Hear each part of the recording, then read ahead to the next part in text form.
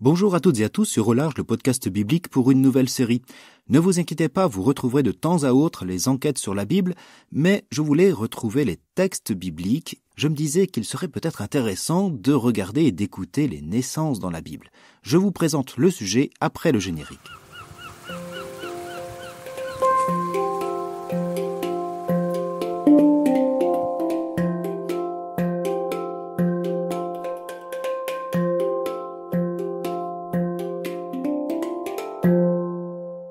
Dans la Bible, il est forcément question de naissance. Certaines sont même très connues, comme celle de Jésus ou de Moïse.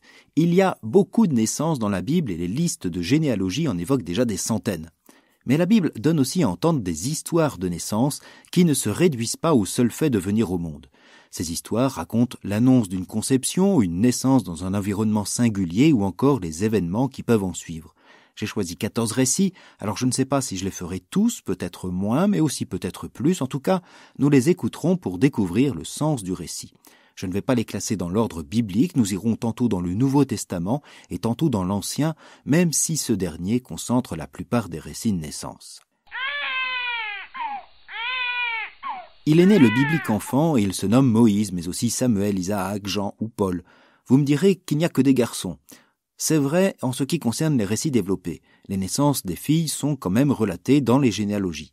Mais surtout, dans les récits de naissance, le rôle de la femme, de la mère, est très important et ne se limite pas à un ventre. Elle a même souvent le rôle majeur, le premier rôle. Enfin, connues ou moins connues, ces histoires nous mèneront à Noël, qui célèbre la nativité de Jésus, et nous avons même la chance de pouvoir la lire en 2 versions. Car les récits sont plus que de l'ordre du descriptif, parfois merveilleux sur l'enfant ou la famille. Ils annoncent le destin d'un homme, mais aussi celui d'un peuple, et parfois ils veulent dévoiler un projet étonnant de Dieu ou révéler son message. Chaque récit a donc sa propre fonction que nous essaierons de découvrir. Un des rôles attribués aux naissances est celui de la filiation et de la généalogie. Dans le livre de la Genèse, ces généalogies servent à relier une histoire à une autre, mais elles permettent également d'établir un lien de dépendance entre les peuples. Un père donne ainsi naissance à des fils qui représentent des nations ou des tribus ou même des corporations. On appelle cela des ancêtres ou des héros éponymes, c'est-à-dire des personnages, souvent légendaires, qui ont donné leur nom à un pays ou à un groupe social. C'est le cas par exemple du chapitre 10 du livre de la Genèse qui dresse une table des peuples. Il y est question de la descendance de Noé après le déluge. Je vous en lis quelques versets et vous trouverez la référence du texte complet en note de cet épisode ou sur le blog aularge.eu. Chapitre 10 donc du livre de la Genèse. Voici la descendance des fils de Noé, Sem, Jam et Japheth. Il leur naquit des fils après le déluge. Fils de Japheth, Gomer, Magog, Madai, Yaval, Tuban, Méchec et Tiras, etc., etc. Fils de Cham, Couche, c'est-à-dire l'Éthiopie, Mithraïm, c'est-à-dire l'Égypte, Pout et Canaan. Couche engendra Nemrod, il fut le premier héros sur la terre. C'était un vaillant chasseur devant le Seigneur, c'est pourquoi on dit être tel Nemrod, vaillant chasseur devant le Seigneur. Les capitales de son royaume furent Babel, Érec, Akkad, Calné au pays de Shinéar. Mithraïm, c'est-à-dire l'Égypte, engendra les gens de Patrous, de Kalchoua, d'où sortirent les Philistins et les gens de Caphtor. Tels furent les fils de Cham, installés selon leur clan et selon leur langue sur leur terre parmi les nations. De Sem, le frère aîné de Japheth, naquit aussi le père de tous les fils d'Héber, fils de Sem, Élam, Assur, Arpaxad, Loud et Aram, etc., etc. Tels furent donc les fils de Sem, installés selon leur clan et leur langue sur leur terre parmi les nations.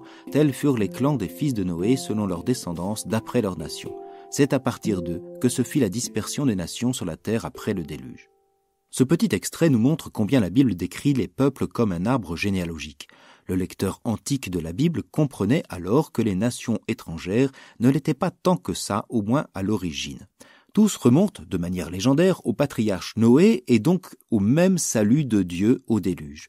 Ainsi, le livre de la Genèse utilise la naissance et la filiation pour développer le thème de l'universel dessein créateur et salvateur. Mais la Bible n'est pas naïve non plus. L'auteur biblique est judéen. Il connaît ses adversaires, ceux qui en veulent aux fils d'Israël. Dès lors, lorsqu'il veut raconter l'origine commune de ses ennemis frontaliers, il n'hésite pas à leur prêter une conception incestueuse.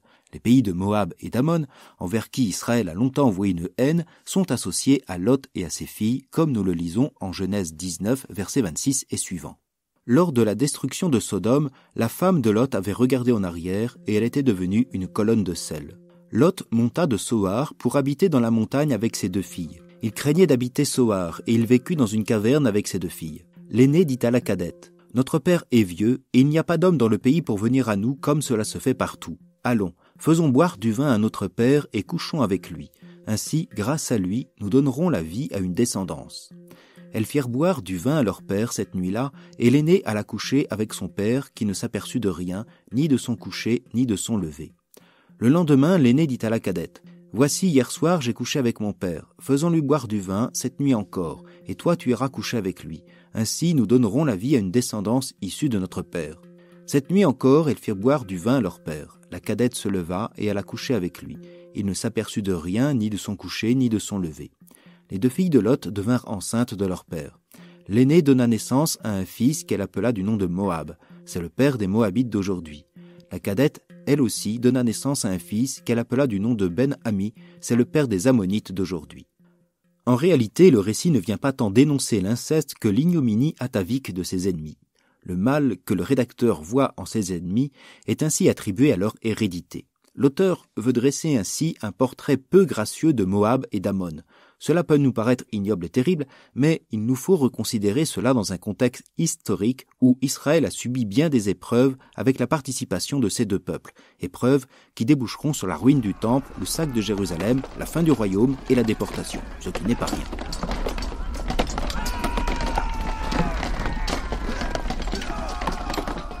Outre cet exemple, la naissance biblique ne rattache pas seulement un fils et ses frères à un ancêtre commun et connu, les naissances que nous allons entendre vont mettre en œuvre une véritable intrigue avec ses difficultés, ses rebondissements, les interventions divines, etc. Une intrigue nouvelle que nous découvrirons la prochaine fois.